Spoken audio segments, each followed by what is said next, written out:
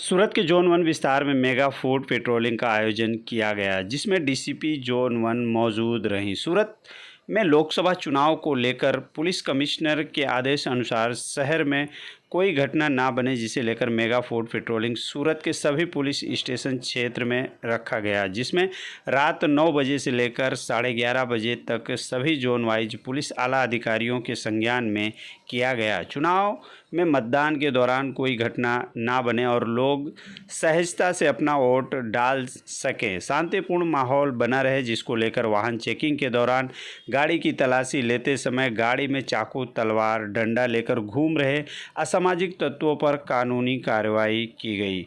Food patrolling में Kapodra police station के pi सहित सभी पुलिसकर्मी मौजूद रहे। अमरजीत निषाद, 24 समय न्यूज़, सूरत।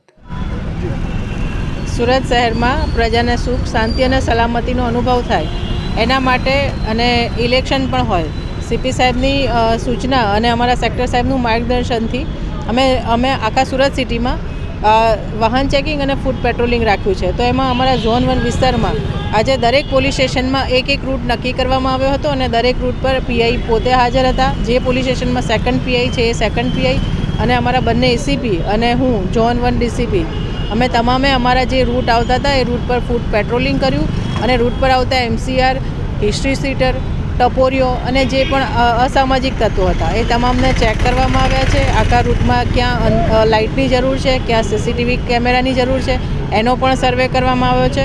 અને એ સિવાય એ રૂટમાં આવતા જે સ્થાનિક લોકો છે, સ્થાનિક આગેવાનો છે, એમને પણ મળીને એમની સાથે પણ ચર્ચા કરી છે કે તમારા શું પ્રશ્નો છે, તમારી શું મુશ્કેલીઓ છે, અમે તમારી સાથે છીએ।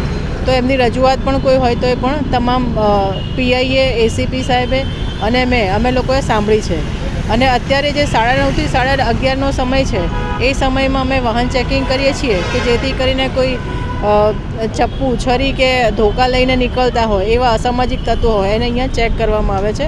અને બીજા જે કોઈ નશીલા પદાર્થનું પણ હેરફેર ના થતી હોય એના માટે આ વાહન ચેકિંગ અત્યારે ચાલુ છે।